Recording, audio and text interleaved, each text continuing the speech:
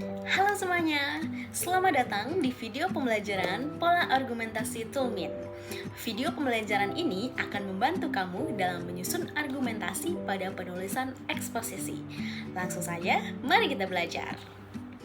Sebelum kita membahas mengenai pola argumentasi Toolmin, mari kita ingat kembali, sebenarnya apa sih yang dimaksud dengan teks eksposisi dan bagaimana kaitan teks eksposisi dengan argumentasi?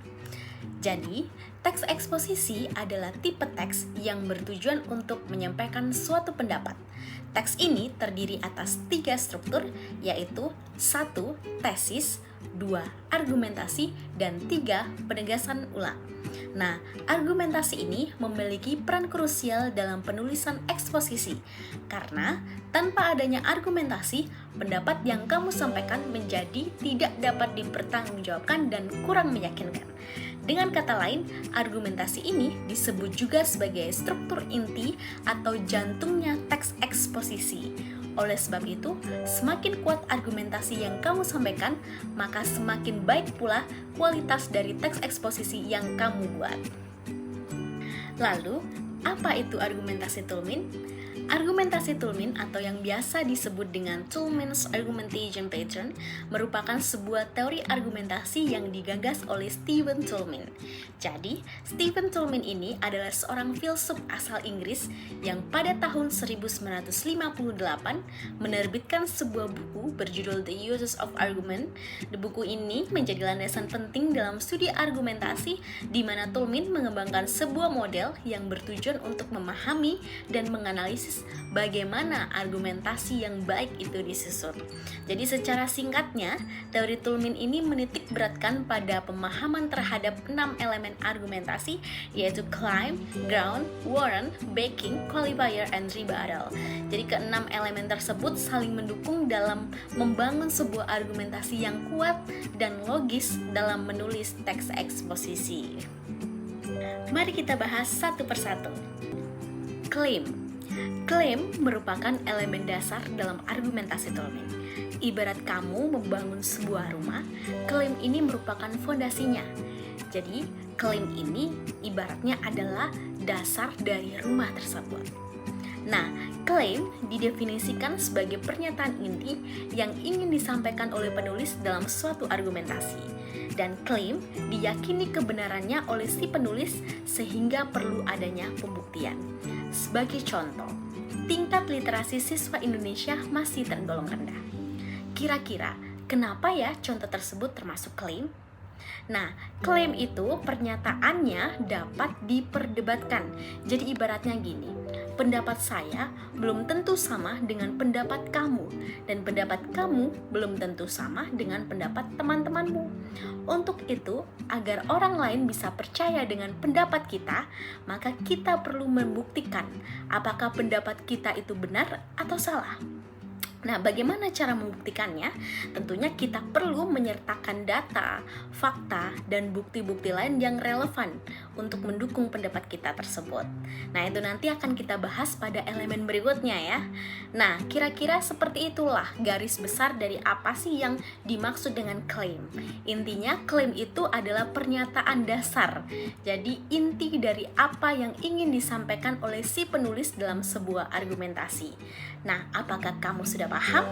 Mari kita lanjutkan ke elemen yang kedua. Elemen yang kedua dalam argumentasi Toulmin adalah ground. Ground atau yang biasa disebut dengan data adalah bukti atau alasan yang mendukung klaim. Ground ini bisa berupa fakta, data statistik, atau informasi lain yang relevan. Sebagai contoh, berdasarkan survei dari Program for International Student Assessment yang dirilis oleh Organization for Economic Cooperation and Development pada 2019, Indonesia tergolong negara yang memiliki tingkat literasi rendah karena menempati peringkat ke-62 dari 70 negara. Hasil PISA tahun 2022 juga menyatakan skor literasi membaca Indonesia mengalami penurunan sebanyak 12 poin dari hasil PISA 2018 dan siswa Indonesia tertinggal sebanyak 117 poin dari skor rata-rata literasi global. Dengan kata lain, hanya 25,46 siswa Indonesia yang mencapai standar kompetensi minimum membaca berdasarkan PISA. Nah, kira-kira kenapa ya contoh tersebut termasuk ground? Jadi ground ini berfungsi untuk memberikan dukungan langsung terhadap klaim. Ground itu bisa berupa data yang dapat diverifikasi yang menunjukkan bahwa klaim yang dibuat oleh penulis memiliki dasar yang kuat. Jadi ketika tadi kita berbicara tentang tingkat literasi siswa Indonesia masih cenderung rendah, maka kita harus membuktikan. Apa buktinya? Oh, buktinya adalah dari hasil survei Program for International Student Assessment, itu literasi Indonesia berada di peringkat ke-62 dari 70 negara. Kemudian PISA 2022 juga menyatakan hal yang serupa, di mana skor literasi membaca mengalami penurunan sebanyak 12 poin. Siswa Indonesia itu tertinggal sebanyak 117 poin dari skor rata-rata literasi global. Itu adalah bukti. Jadi ibaratnya ketika kita berargumen, maka kita harus menunjukkan apa sih buktinya, sehingga orang lain itu harus mempercayai argumentasi kita gitu. Contoh sederhananya nih misalnya, ketika kamu berpendapat si X adalah siswa paling pintar di kelas 10, apa buktinya kalau si X adalah siswa paling pintar? Nah, misal buktinya bisa dilihat dari nilai raportnya, dari peringkat, dari prestasinya, dan lain sebagainya. Kurang lebih seperti itu ya yang dimaksud dengan ground. Apakah kamu sudah paham? Kalau sudah paham, mari kita lanjut ke elemen yang ketiga. Selanjutnya kita akan membahas tentang warrant. Apa sih itu warrant? Warrant adalah pernyataan yang digunakan untuk menjelaskan hubungan antara ground dengan claim. Dengan kata lain, warrant memberikan alasan mengapa atau bagaimana ground dapat mendukung claim. Jadi ibaratnya warrant ini sebagai jembatan. Jadi dia ini menjelaskan keterkaitan antara ground dengan claim.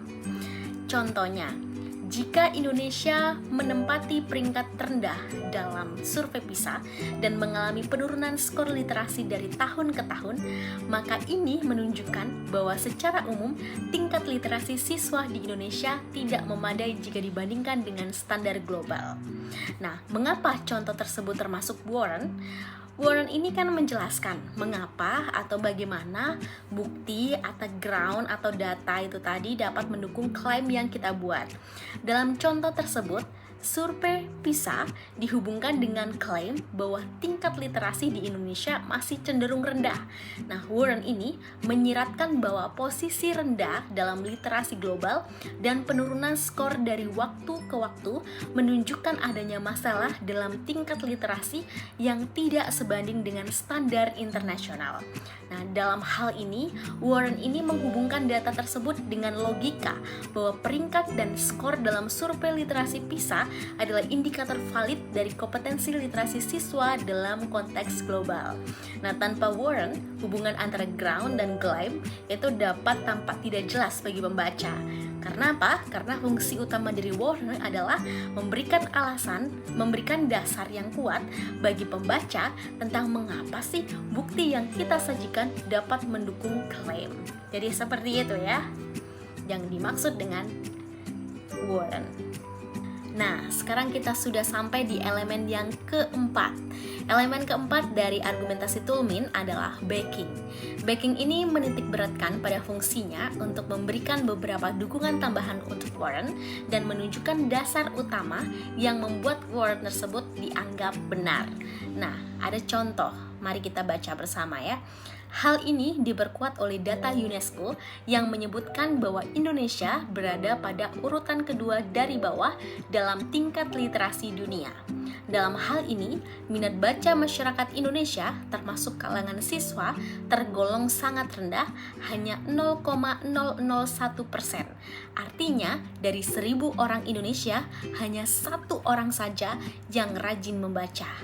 Nah, untuk memahami mengapa contoh tersebut termasuk backing, kita perlu analisis lebih lanjut terlebih dahulu ya.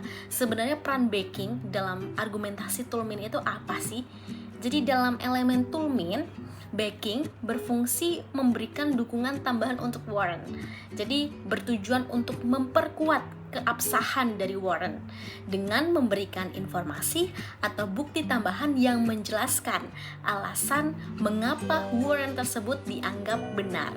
Nah, dalam konteks contoh tersebut, backing ini memperkuat Warren dengan menambahkan bukti lain dari sumber terkemuka, yaitu dari sumber UNESCO, yang menunjukkan bahwa minat baca masyarakat Indonesia sangat rendah. Sumber tambahan ini mendukung keabsahan Warren, memberikan dasar yang kuat mengapa Warren dapat dianggap benar. Data UNESCO menunjukkan masalah yang sama yang disebutkan dalam Warren mengenai tingkat literasi yang rendah tadi. Nah, dengan informasi tambahan dari UNESCO tersebut yang memperlihatkan data seberapa rendah minat baca Indonesia, backing ini membuat Warren lebih meyakinkan karena menambah konteks dan mendukung keterkaitan antara ground dengan claim. Kita lanjut ke elemen berikutnya ya. Elemen berikutnya adalah rebuttal. Rebuttal adalah respon terhadap argumen yang mungkin bertentangan dengan klaim. Jadi rebuttal ini menunjukkan bahwa kamu telah mempertimbangkan pandangan alternatif dan menanggapi keberatan. Jadi suatu misalnya contohnya, walaupun ada beberapa program literasi yang berhasil di tingkat lokal di Indonesia, data global menunjukkan bahwa peringkat nasional tetap rendah dan skor literasi mengalami penurunan. Hal ini mengindikasikan bahwa perbaikan lokal belum cukup untuk mengatasi masalah secara menyeluruh. Nah, kalau kita perhatikan contoh tersebut ya, di kalimat yang awal kan penulis menyebutkan, mengakui bahwa ada kemungkinan pasti pendapat yang berbeda tentang program literasi yang berhasil di tingkat lokal di Indonesia.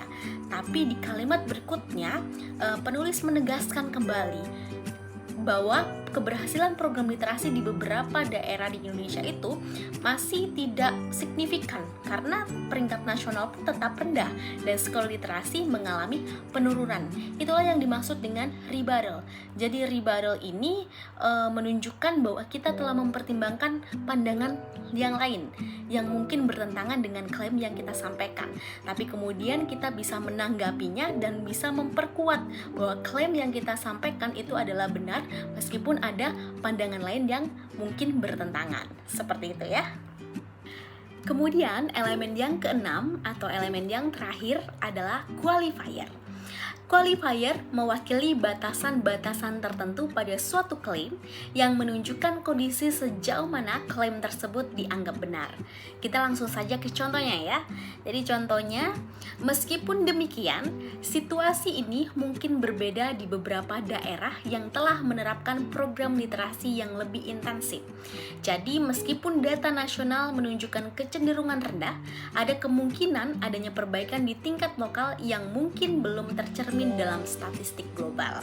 Nah, qualifier dalam contoh tersebut ini membatasi kebenaran klaim dengan menyatakan bahwa kondisi literasi yang rendah tidak berlaku secara mutlak di setiap daerah. Artinya walaupun data nasional menunjukkan rendahnya tingkat literasi, ada kemungkinan bahwa di daerah-daerah tertentu yang telah menerapkan program literasi intensif, situasinya mungkin berbeda. Nah, qualifier ini menambahkan fleksibilitas pada klaim dengan mengakui bahwa ada variasi dalam situasi literasi di berbagai daerah dan kemungkinan adanya perbaikan literasi di tingkat lokal belum tercermin dalam data nasional. Nah, dengan menggunakan kata-kata seperti ada kemungkinan, qualifier ini menandai bahwa klaim tentang rendahnya literasi berlaku secara umum, tetapi tidak sepenuhnya absolut, sehingga terdapat ruang bagi kondisi yang berbeda di tingkat lokal. Jadi sebenarnya, qualifier ini berfungsi untuk menghindari klaim berlebihan dan memperhitungkan pengecualian atau batasan dalam cakupan klaim. Tapi seringkali penggunaan qualifier yang kurang tepat cenderung melemahkan argumentasi kita. Maka di beberapa kasus, qualifier ini bersifat opsional. Artinya bisa ada atau juga bisa tidak dalam sebuah argumentasi, tergantung dari kebutuhan masing-masing penulis argumentasi tersebut.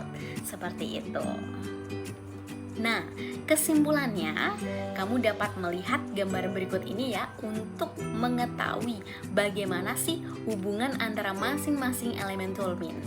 Jadi setiap elemen Toulmin itu memiliki perannya masing-masing yang saling melengkapi untuk membentuk argumentasi yang kuat.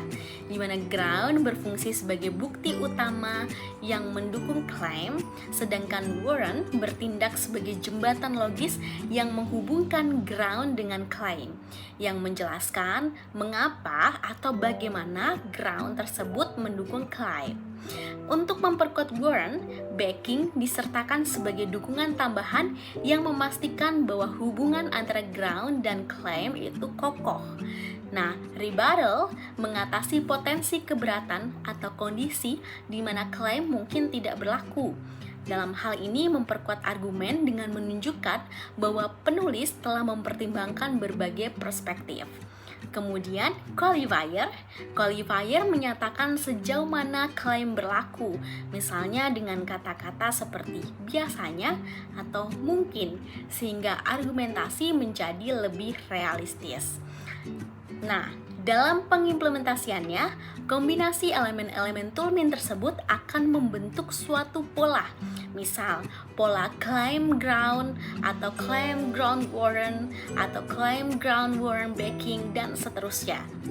Nah, mengutip dari tulisannya Simon tahun 2008 dalam artikelnya berjudul Using Toulmin Argument Pattern in Evaluation of Argumentation in School Science, di situ dikatakan bahwa semakin banyak elemen argumentasi Toulmin yang terlibat dalam membentuk pola argumentasi, maka semakin baik pula kualitas dari argumentasi yang disampaikan.